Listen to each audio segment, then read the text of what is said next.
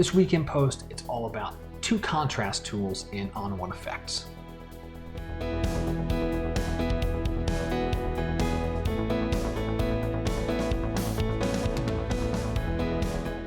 Hi everyone, I'm Scott Davenport. Welcome to In Post.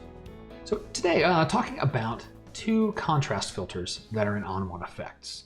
Dynamic contrast versus tone enhancer. Versus, this isn't like a matchup. We're not going to put on boxing gloves and battle it out.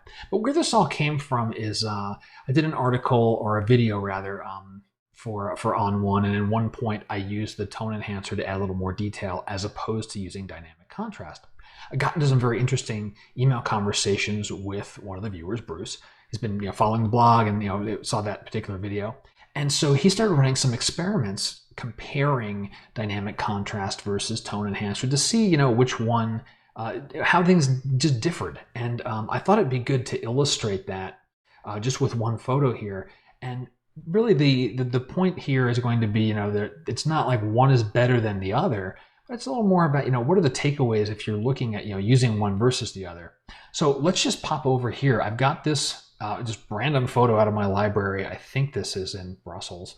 And I want to walk through how we're going to measure this. So first thing is I'm going to duplicate this layer because I want two copies of it.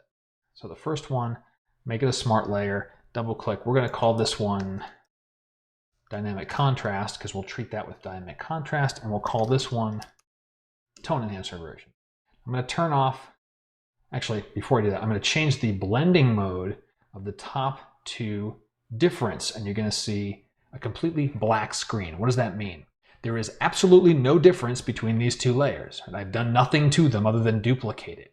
What difference is doing is showing me the differences between the layers. That's going to come into play in a little bit. I'm going to turn off the top layer, select my bottom layer.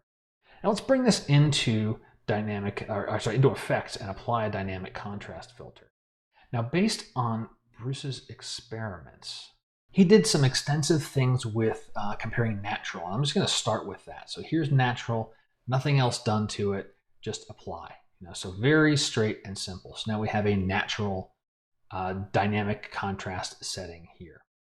Now I go up to the tone enhancer. Remember, I have the blending mode as difference. I enable that. We're going to see something, and it's this weird chalky looking map where the grays and ultimately whites are showing differences between the untreated layer and the treated layer. So you're kind of getting to see this is where dynamic contrast did something, where it applied contrast. All right, so how are we going to use this? I'm going to go with this difference blending mode set. This is going to look a little strange. I'm going to go into Effects. Now what I'm doing right now is I'm only treating the top layer with tone enhancer. I'm going to apply tone enhancer here. Now, tone enhancer does some automatic things. We're seeing a lot more differences now. That makes sense. I'm going to turn that back off. And experiment-wise, I found that like somewhere around 23 to 25, we start to see very, very little difference. And I'm squinting at the screen right now, trying to see if there's any differences here. I noticed too, if I add a little bit of clarity, let me try 8 to add that in. It's virtually black. So there's very, very little difference. I'm going to apply that. Okay, again, this is looking a little bit strange. Don't worry, we're getting there. Oh, I forgot to turn on the smart layer. That's okay. So this is our tone enhance layer. Let me turn that blending mode back to normal. Okay, so what do we have here? We have ON1 Effects is our tone enhancer. Let's label that. Let's call it proper since I didn't do it properly the first time. And underneath we have dynamic contrast. Now if I turn them off and turn it back on, there are, and I don't know if it's showing up in the video, very, very subtle differences.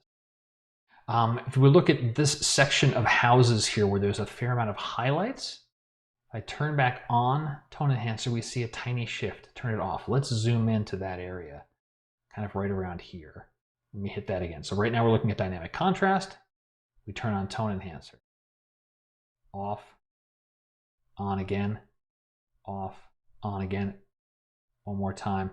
Really, really, really similar. Now, I've done this experiment with a few other photos as well. And what I've noticed is that at least dynamic contrast does a little bit of a better job in the highlight area. Let's try to see if I can replicate that with this particular photo. I'm going to go back into the smart layer.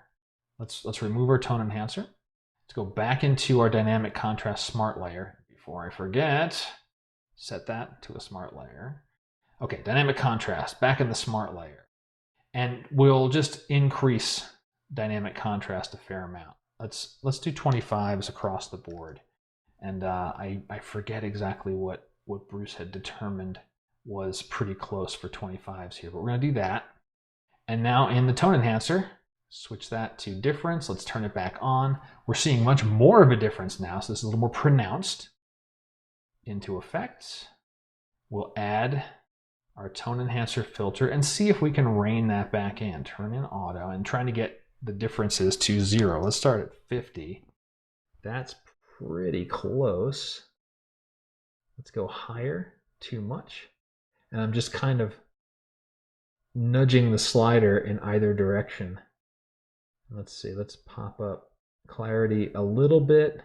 That's getting pretty darn close to completely black. Now, so before we did anything with the tone enhancer, after, that's pretty good. So we'll go ahead and apply that.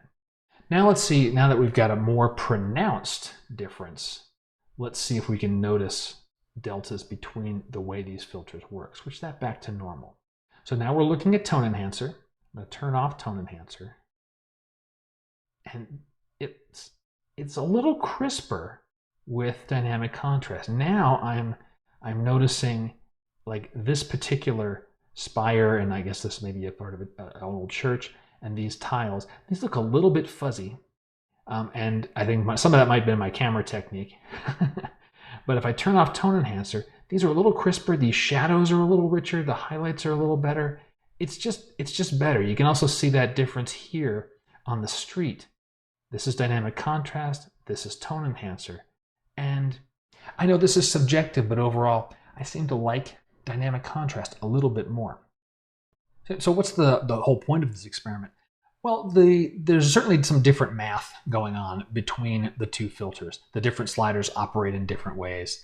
If you're doing something more elaborate with dynamic contrast and where you're adjusting smalls, mediums, and larges, that may be more difficult to completely replicate in the tone enhancer because you've only got two sliders. You've got detail and you've got clarity. You know, one's controlling the edges and one's controlling all that little local contrast inside objects. Whereas dynamic contrast is a richer feature set. But in the end, you can more or less tune in the same type of look with either filter. It seems, based on these experiments so far, that dynamic contrast does a little bit of a better job preserving shadows and highlights. It does those more naturally looking. And it's just a little bit crisper too. I was working on a different photo yesterday and doing a similar experiment. And it was very, very crisp. But I wanted to try and replicate it yet again with a completely different photo that has, a fair amount of texture. A lot of these tiles here and these edges on these buildings. So the tip of the week, whether you want to use tone enhancer or you want to use dynamic contrast, you're going to be able to get a very good looking photo either way. Me personally, I'll be turning to dynamic contrast more and more now for any type of detail work, just because the controls are a little bit more precise. Still gonna love tone enhancer for that tone curve that's in there, because I like to do that when I want to adjust color. So they both have their place. I'm glad both are still in effects, but for contrast work, I think I'll be turning to dynamic contrast. And so that does it for this week's In Post. I hope you've enjoyed it. If you did, social shares, +1s, likes, and all that kind of stuff, all that is very appreciated. I do try to respond to each comment that I see. Sometimes I don't get notified of everything, but if you've put out a actual real question you want to get answered and you haven't heard from me in a couple of days, hit me up right through my website. Those go to my inbox, and those I definitely see all the time. So until next time, my name is Scott Davenport, and happy shooting.